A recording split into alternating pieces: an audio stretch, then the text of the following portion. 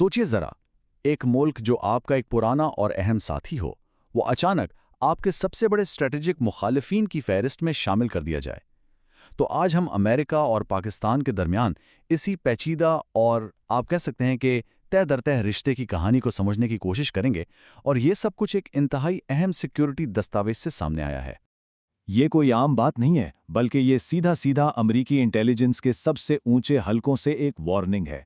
अमरीका की सालाना threat assessment report यानी 2026 की रिपोर्ट पाकिस्तान को अमरीका के सबसे खतरनाक मुखालिफिन यानी चीन, रूस, शुमाली कोरिया और ईरान के साथ एक ही लाइन में खड़ा कर रही है।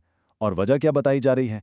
ऐसे मिसाइल सिस्टम बनाना जो सीधा अमरीका को निशाना बना सकते हों। इस दावे के जो असरात हैं वो वाकई चौंका देने वाले हैं। अच्छा, तो ये एनुअल थ्रेट असेसमेंट या एटीए आखिर है क्या? यूं समझ लें कि ये अमेरिकन इंटेलिजेंस का सालाना सर्वाइवल गाइड है। हर साल सीआईए और डिफेंस इंटेलिजेंस एजेंसी जैसी टॉप एजेंसियां ये रिपोर्ट सेनेट के इंटेलिजेंस कमेटी को देती हैं। इसमें वो तमाम आलमी खतरात बताए जाते हैं जो न सिर्फ जर्नैलों की नींदें उड़ा देते हैं, बल्कि अमेरिका की पूरी फॉरेन पॉलिसी की बुनियाद भी इसी पर रखी जाती है।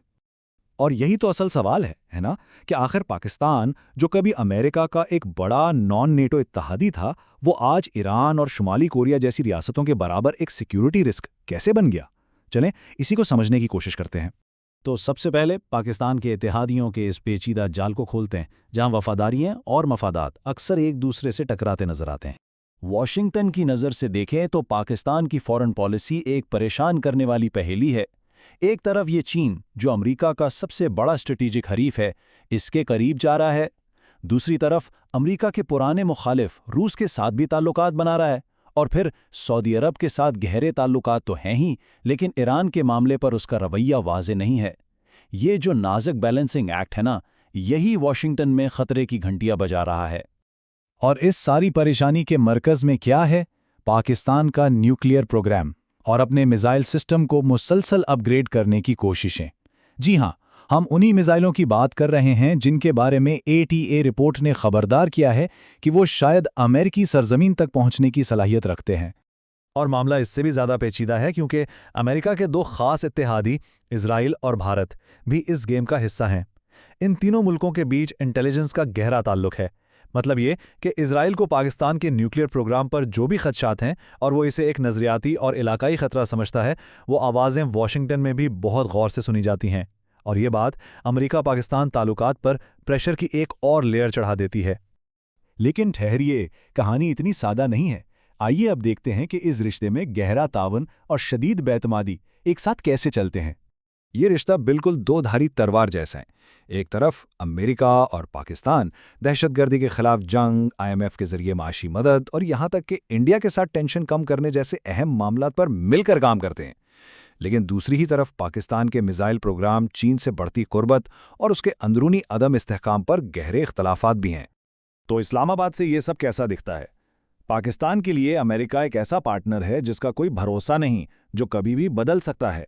इसलिए ये ताल्लुक किसी आइडियोलॉजी पर नहीं, बल्कि खालिस्तन ज़रूरत पर मबनी है, जिसे कहते हैं रियल पॉलिटिक, यानी सिर्फ अपने मफादात की सियासत। इसके बिल्कुल बरक्स चीन के साथ ताल्लुकात को ज़्यादा मुस्तहकम और काबिल एतमाद समझा जाता है। लेकिन एक ऐसी जगह भी है जहां दोनों के मुफादात हैरानकुन तौर पर मिल जाते हैं, और वो है अफगानिस्तान। इस्लामाबाद और वाशिंगटन दोनों ही तालिबान से सख्त मायूस हैं कि वो अफगानी सरजमीन से ऑपरेट करने वाले दहशतगर्द ग्रोहों को कंट्रोल नहीं कर पा रहे। तालिबान ने वादे तो बहुत किए थे, लेकिन इन ग्रोहों को पनाह देना अब भी दोनों मुल्कों के लिए एक बहुत बड़ा सिक्योरिटी चैलेंज बना हुआ है। तो इन तमाम पेचीदगियों के बीच पाकिस्तान का अगला कदम क्या हो सकता है? आइए देखते हैं कि बड़ी ताकतों की इस नई और ख़तरनाक खींचातानी में इसके पास क्या ऑप्शंस बचे हैं। इस सूरत हाल को समझने के लिए ग्रेट पावर्स डिलेमा के तस्वर को समझना बहुत ज़रूरी है। ये नज़रिया ये कहता है कि बड़ी ताकतें अक्सर एक मसला हल करने की कोशिश में अनजाने में कई नए मसाइल खड़े कर देती हैं, और नतीजा क्या निकलता है? अपने ही इत्तेहादियों के साथ एतमाद का खात्मा। और सच पूछें तो ये थ्योरी अमेरिका और पाकिस्तान के ताल्लुकात पर बिल्कुल फिट बैठती है।